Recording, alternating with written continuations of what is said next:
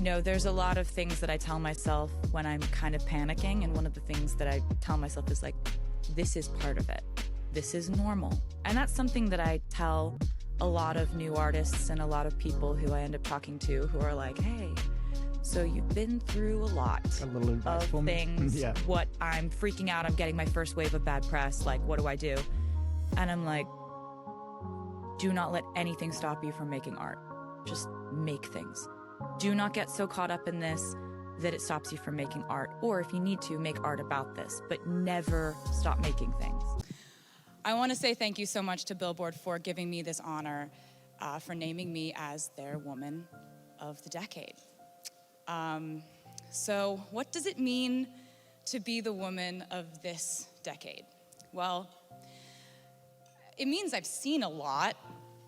When this decade began, I was 20 years old, and I had put out my self-titled debut album when I was 16, and then the album that would become my breakthrough album, which was called Fearless.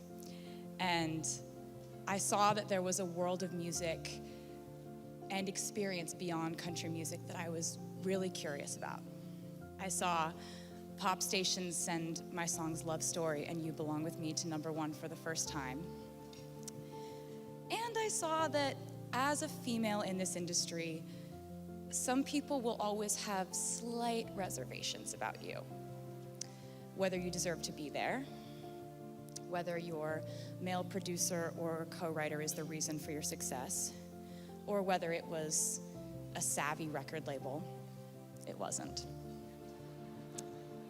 I saw that people love to explain away a woman's success in the music industry. And I saw something in me change due to this realization. This was the decade when I became a mirror for my detractors. Whatever they decided I couldn't do is exactly what I did. Oh, I'll take it. Thanks. Whatever they criticized about me became material for musical satires or inspirational anthems. And the best lyrical examples I can think of are songs like Mean, Shake It Off, and Blank Space. Basically, if people had something to say about me, I usually said something back in my own way.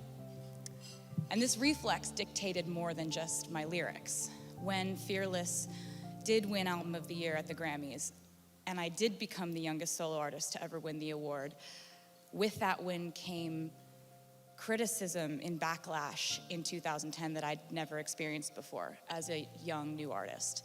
All of a sudden, people had doubts about my singing voice. Was it strong enough? Was I a little bit pitchy? All of a sudden, they weren't sure if I was the one writing the songs because sometimes in the past I had co-writers in the room. At that time, I couldn't understand why this wave of harsh criticism had hit me so hard. I believe a popular headline back then was "A swift backlash," which is clever, you gotta give it to him. And now I realize that this is just what happens to a woman in music if she achieves success or power beyond people's comfort level. I now have come to expect that with good news comes some sort of pushback, but I didn't know that then. So then I decided that I would be the only songwriter on my third album, Speak Now, and that I would tour constantly, work on my vocals every day, and perfect my stamina in a live show. I decided I would be what they said I couldn't be. I didn't know then that soon enough people would decide on something else I wasn't quite doing right, and then the circle would keep going on and rolling along, and I would keep accommodating, overcorrecting in an effort to appease my critics. They're saying I'm dating too much in my 20s? Okay, I'll stop. I'll just be single for years. Now they're saying my album Red is filled with too many breakup songs. Okay, I'll make one about moving to New York and deciding that really my life is more fun with just my friends. Oh, they're saying my music is changing too much for me to stay in country music. All right. Okay, here's an entire genre shift and a pop album called 1989. Ah, you heard it? Sick. Now it's that I'm showing you too many pictures of me with my friends. Okay, I can stop doing that too. Now I'm actually a calculated manipulator rather than a smart businesswoman.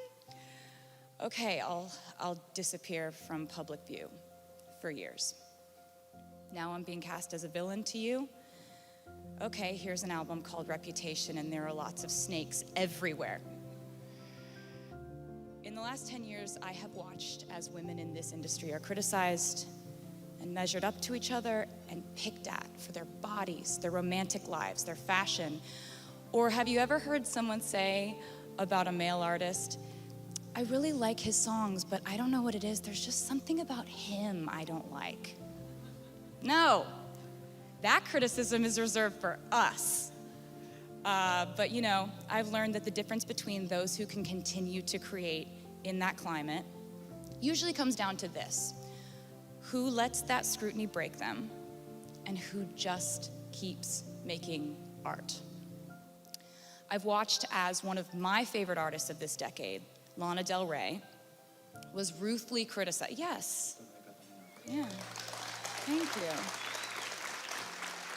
We have similar tastes. I like it. She was ruthlessly criticized in her early career, and then slowly but surely she turned into, in my opinion, the most influential artist in pop. Her vocal stylings, her lyrics, her aesthetics, they've been echoed and repurposed in every corner of music. And this year, her incredible album is nominated for Album of the Year at the Grammys because she just kept making art.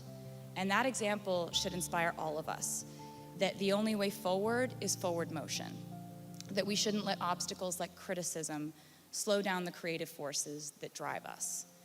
And I see that fire in the newer faces in our music industry, whose work I absolutely love. I see it in Lizzo, Rosalia, Taylor Parks, Hayley Kiyoko, King Princess, Camila Cabello, Halsey, Megan Thee Stallion, Princess Nokia, Nina Nesbitt, Sigrid, Normani, Her, Maggie Rogers, Becky G, Dua Lipa, Ella Mai, Billie Eilish, and so many other amazing women who are making music right now. Female artists in music have dominated this decade in growth, streaming, record and ticket sales, and critical acclaim. So why are we doing so well? Because we have to grow fast. We have to work this hard. We have to prove that we deserve this, and we have to top our last achievements. Women in music, on stage or behind the scenes, are not allowed to coast. We are held at a higher, sometimes impossible feeling standard. And it seems that my fellow female artists have taken this challenge and they have accepted it. It seems like the pressure that could have crushed us made us into diamonds instead. And what didn't kill us actually did make us stronger. But we need to keep advocating for women in the recording studios, behind the mixing board, in A&R meetings, because rather than fighting to be taken seriously in their fields, these women are still struggling to even have a chance to be in the room.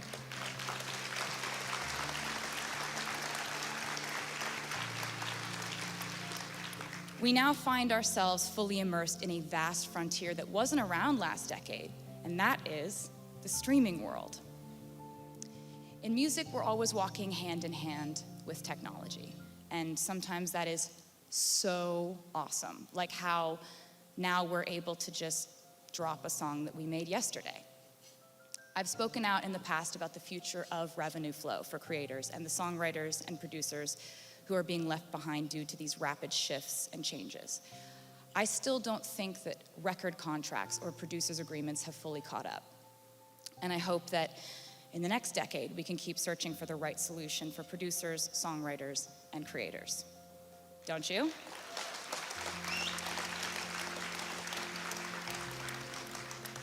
Lately, there's been a new shift that has affected me personally, and that I feel is a potentially harmful force in our industry.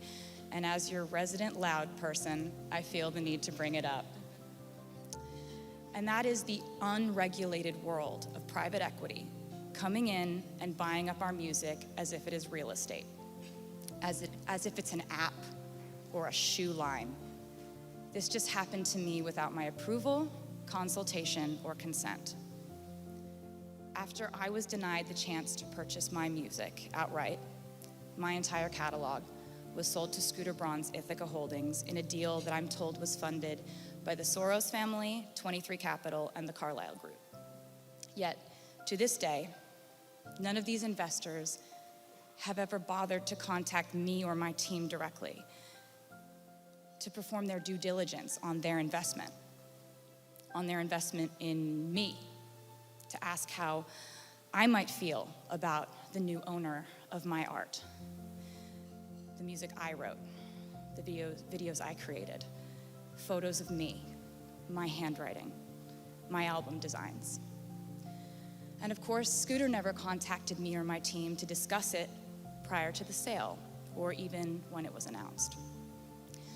I'm fairly certain he knew exactly how I would feel about it, though. And let me just say that the definition of the toxic male privilege in our industry is people saying, but he's always been nice to me, when I'm raising valid concerns about artists and their rights to own their music. And of course he's nice to you. If you're in this room, you have something he needs. The fact is that private equity is what enabled this man to think, according to his own social media post, that he could buy me. But I'm obviously not going willingly. Yet the most amazing thing was to discover that it would be the women in our industry who would have my back and show me the most vocal support at one of the most difficult times, and I will never, ever forget it. Like, ever.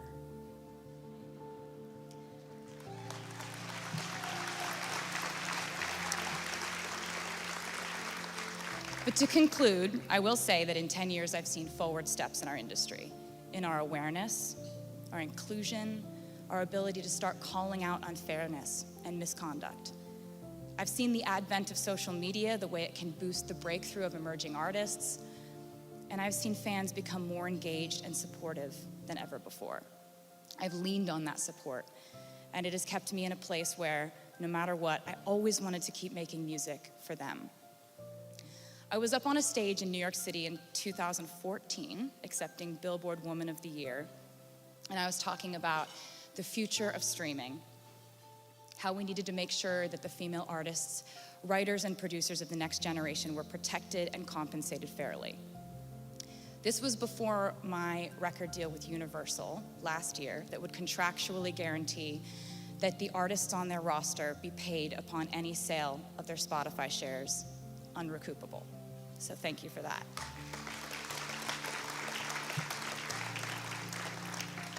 This speech I'm referring to was on my 25th birthday, and I'm about to turn 30 tonight. Woo! But my exact quote during this speech was, I really just feel like we need to continue to try to offer something to a younger generation of musicians, because somewhere right now, your future Woman of the Year is probably sitting in a piano lesson or in a girls' choir, and today, right now, we need to take care of her. I've since learned that at that exact moment, an 11-year-old girl in California really was taking piano lessons and really was in a girls' choir. And this year, she has been named Woman of the Year at the age of 17. Her name is Billy.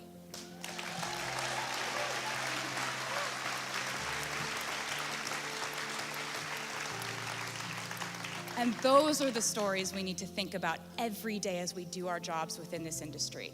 The ones where people's dreams come true and they get to create music and play it for people. The ones where fans feel a connection to music that makes their day easier, makes their night more fun, makes their love feel more sacred, or their heartache feel less isolating. The ones where all of you in this room stand as an example for someone else in the next generation who loves the same thing that we love. Music. And no matter what else enters the conversation, we will always bring it back to music. And as for me, lately I've been focusing less on doing what they say I can't do and more on doing whatever the hell I want.